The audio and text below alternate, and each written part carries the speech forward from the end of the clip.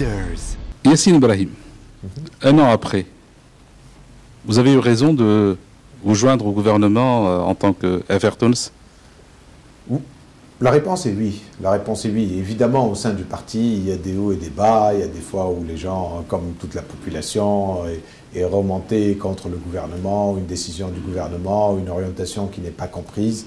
Le summum a été au moment de l'annonce des délégués, notamment parce que c'est parti dans tous les sens et on a dû demander au président du gouvernement de nous rendre visite pour nous expliquer. En fait, on lui a expliqué, plus qu'il nous a expliqué ce qu'il en est, les profils, et d'ailleurs il a pris la décision ensuite de revoir avec le ministre de l'Intérieur certaines dénominations, etc.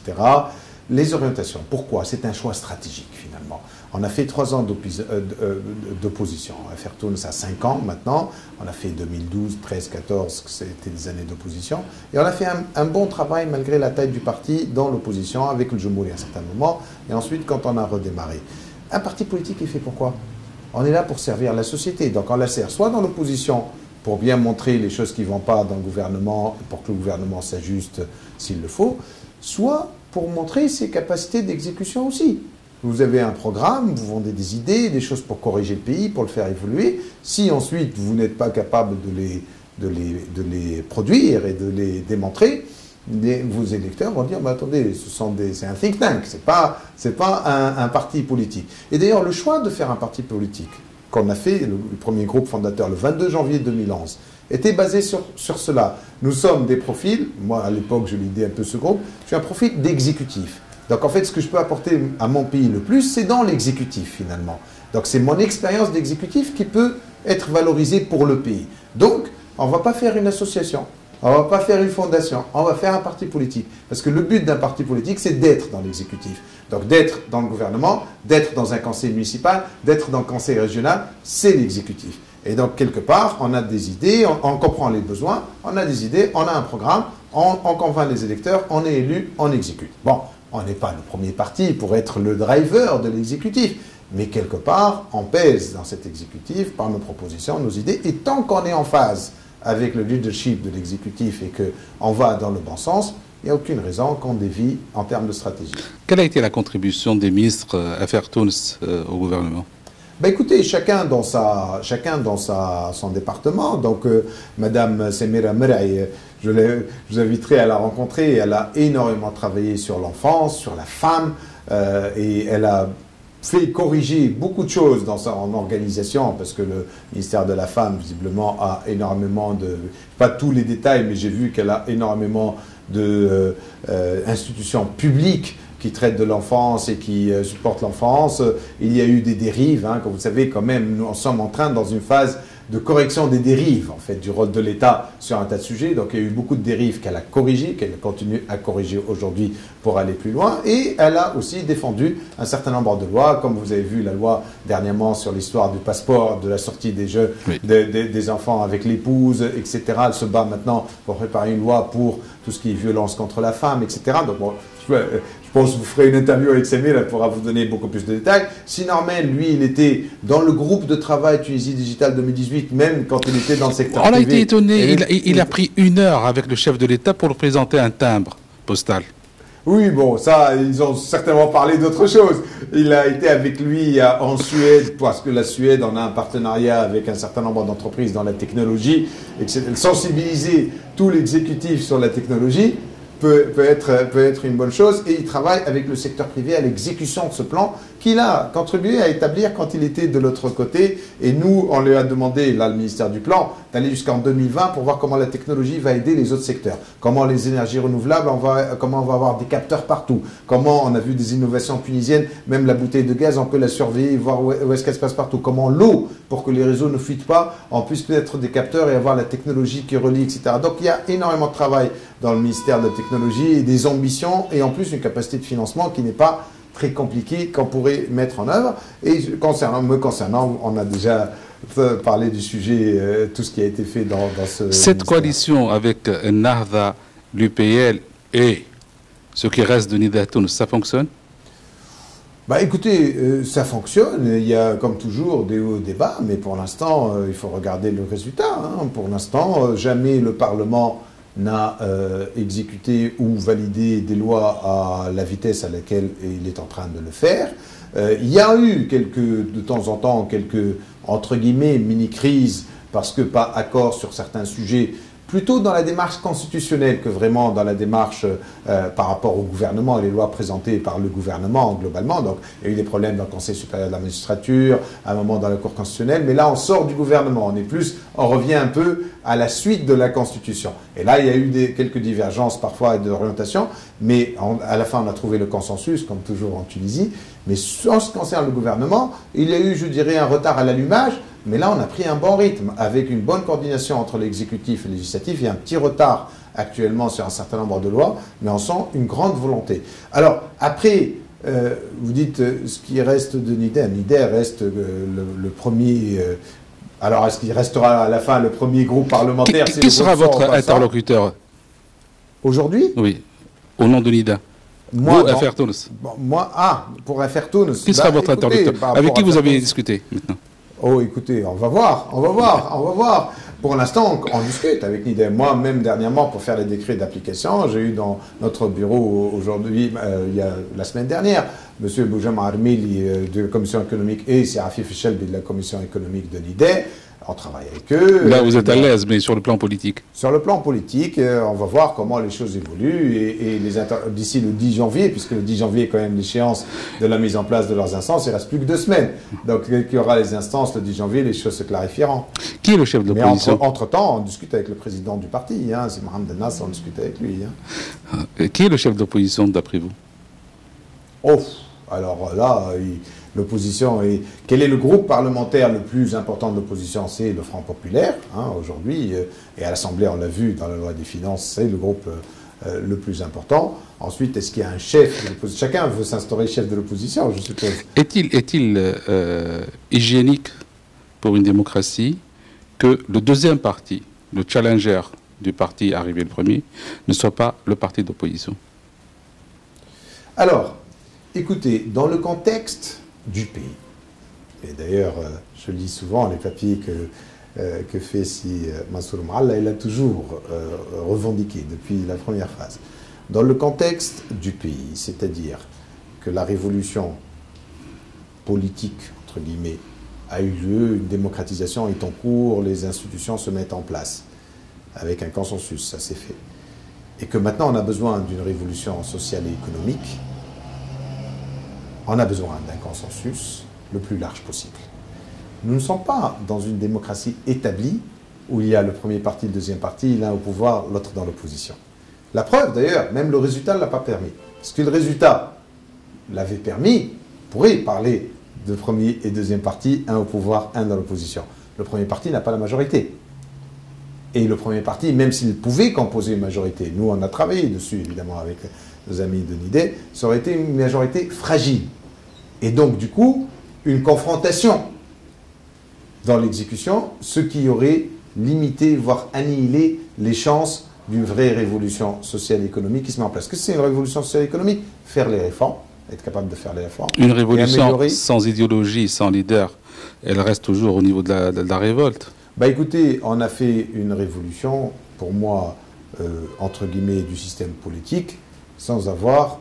On a fait des tentatives d'idéologie. Le système politique, il est bloqué. Il est bloqué parce que la relation est ambiguë entre, d'un côté, le président de la République et le président du premier parti, le deuxième parti dans le pays. Ambiguë les relations entre le chef de l'État et le chef du gouvernement. Ça ne fonctionne pas. Il y a un blocage politique. Vous n'avez pas cette impression? Alors, bon, là, bon, c'est votre avis. En tout cas, en ce qui concerne ce que je vois, moi, la relation entre le chef de l'État et le chef du gouvernement, je ne suis pas en train de voir qu'il y a le moindre problème. Donc le chef de l'État fait partie de l'exécutif, il a les prérogatives. Il n'émane pas du parti vainqueur des élections. Le chef de l'État? Il ne dispose pas d'un parti d'appui. Le parti qui a gagné les élections a refusé d'exercer le pouvoir. Il a envoyé un indépendant à la Casbah. Ça ne fonctionne pas. Qui est responsable aujourd'hui pour l'opinion publique et devant les Tunisiens? Le chef du gouvernement ou le président de la République? Écoutez, D'abord, je ne partage pas votre avis sur ce que vous venez d'affirmer, puisqu'on l'a vécu tous ensemble. Moi, chez FR, je leur ai expliqué. On a la loi des 86-69, entre guillemets, c'est-à-dire deux grands partis qui ont été devant dans les résultats, mais ni celui qui a gagné suffisamment pour pouvoir faire tous les choix seul, ni celui qui a perdu de manière où il peut avoir un poids aussi, mais il a une capacité de... Il n'a pas voulu pondérer son poids électoral. Laissez-moi répondre. Les affirmations, là, on est rentré dans un débat politique. C'est un entretien. C'est un débat politique, mais je ne pas, c'est un entretien, pas bien mes sûr. réponses. Donc, en fait, le premier parti a dû composer. C'est exactement ça, le mot. Donc, il a dû composer en tenant compte de toutes les contraintes. C'est-à-dire qu'il a un parti, entre guillemets, concurrent, avec lequel il s'est battu pour les élections, qui pèse. Et effectivement, les suivants n'avaient pas, même le Front Populaire n'a pas accepté de rentrer dans une coalition. Soit certains n'ont pas accepté, ou il n'y a pas la taille suffisante pour avoir une majorité confortable pour gouverner. Donc il a dû composer. Composer comment? La présidence de la République, c'est une élection, il n'y a pas de débat. Donc il a la présidence de la République. Ensuite, il a pris la présidence du Parlement, d'accord, qui est quand même un pouvoir parlementaire amélioré aujourd'hui. Hein. Donc le Parlement a un poids assez fort. Et ensuite, effectivement, pour la présidence du gouvernement, je m'imagine qu'il y a eu un accord pour nommer une personnalité qui peut... Qui soit acceptable par les autres. Acceptable par tout le monde. Qui peut composer avec cette carte politique du moment. Ensuite, évidemment, nous, par exemple, FR Tounes, à l'époque, on avait dit, ça serait bien qu'on écrive le protocole d'accord, comme a fait le CDU, l'SPD en Allemagne. On a même mis cet exemple-là, 150 pages, pour que les règles de fonctionnement soient établies. Les choses se sont faites à telle vitesse, le choix du chef de gouvernement s'est fait tellement, peut-être au dernier moment, qu'il n'y a pas eu le temps d'écrire cet accord suffisamment. Moi, je considère qu'on l'a maintenant écrit sur le sujet qui me préoccupe le plus socio-économique grâce à la note d'orientation. Parce que là, du coup, on a vu, parce que si on est rentré dans le gouvernement, c'est 80% des programmes, on était d'accord dessus. Mais après, on a dû rédiger et faire des choix ensemble. Et j'espère qu'on va renforcer cet accord, voire l'étendre, hein, parce que j'ai invité sur le code d'investissement, on va les inviter sur le plan, etc. On les a invité aussi l'opposition, notamment le Front Populaire, de manière à ce qu'on ait le plus large consensus sur les choix fondamentaux. Après, on va diverger sur la méthode, sur le comment, etc. Mais les choix fondamentaux, on doit y rentrer. Une transition n'est jamais traitée comme une démocratie établie. Les choix fondamentaux économiques et sociaux ou politiques? Alors, les choix politiques, fondamentaux, sociétaux, on les a traités dans le cadre de la Constitution. Ensuite, les choix socio-économiques, on est en train de commencer à les traiter sérieusement et se mettre d'accord dessus. Dans l'exécution après, parce qu'il y a signer se mettre d'accord sur la Constitution et exécuter, on peut avoir des divergences. Et aujourd'hui, dans l'exécutif, on ne peut pas dire que, entre guillemets, les modernistes n'ont pas la main. Ils ont l'exécutif. En apparence. Ils ont l'exécutif, en tout cas. C'est à eux d'assumer leurs responsabilités. Ils ont l'exécutif. Ils héritent d'une administration qui a été infestée. Oui, alors, c'est à eux de nettoyer, si vous considérez ce terme-là. C'est-à-dire, vous avez la responsabilité. Quand vous avez une responsabilité, si vous considérez qu'il y a des éléments qui ne sont pas en train d'appliquer le programme, vous avez complète autorité en tant que ministre, chef de gouvernement, etc., pour réajuster. Donc, on ne peut pas, là par contre, on ne peut pas avoir la responsabilité et dire je ne peux pas. Donc, si on a la responsabilité, on doit pouvoir. En tant que FR Tounes, qu'avez-vous demandé au chef de gouvernement pour cette nouvelle phase? Est-ce que d'abord vous allez formaliser cet accord? Maintenant, vous avez l'expérience. Oui, formaliser. Vous n'avez pas eu le temps de faire. Je considère qu'on l'a fait sur le plan socio et économique. Dans le cadre de la note d'orientation, on a un accord entre les partis et on va le concrétiser par une loi qui fait le plan. Donc on est le cadre dans lequel on travaille. Sur le plan politique, qu'est-ce qu'on a demandé au chef de gouvernement? Sifa Ouzim Abdrahman, le secrétaire général, l'a rencontré. Et effectivement, c'est plutôt le chef de gouvernement qui lui a décrit ses orientations. Le mot fondamental est accélération. accélération. Nous, on est convaincus qu'aujourd'hui, ce gouvernement et cette coalition est en train de faire le bon choix et la bonne orientation. Comment maintenant accélérer pour que les gens le sentent? Notre conviction, c'est que l'accélération peut se faire par deux moyens. Par évidemment avoir les gens qu'il faut là où il faut, mais aussi, bien que le chef du gouvernement aujourd'hui n'en ait pas encore, il n'en a pas les moyens, peut-être la conviction, peut-être par une organisation gouvernementale plus efficiente comme on l'a proposé dès le départ. C'est-à-dire resserrer le bloc économique, serrer le bloc éducatif et culturel, serrer le bloc social et santé, et pour ne pas rester dans un râteau assez large. Alors, ce mouvement qu'il a exprimé visiblement publiquement aussi, de dire au Parlement, il a fait de dire je veux resserrer l'équipe, donc au moins le gouvernement diminuer la taille, est un premier pas dans ce sens. Je pense qu'une année peut-être de plus jusqu'aux élections municipales avec cette organisation est une bonne chose. Peut-être que derrière, il faut aller encore plus loin. Reconduire la même équipe dans les mêmes postes? Ah ben c'est au chef de gouvernement de... Mais vous allez revenir avec des propositions. Ah non, non. On vous a vu début 2015. Non, non, sincèrement, sur cette étape, c'est pas ce qu'il nous a demandé et on n'a pas eu cette démarche-là.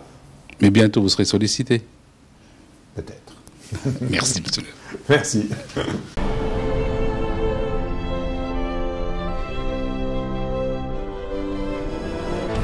Leader.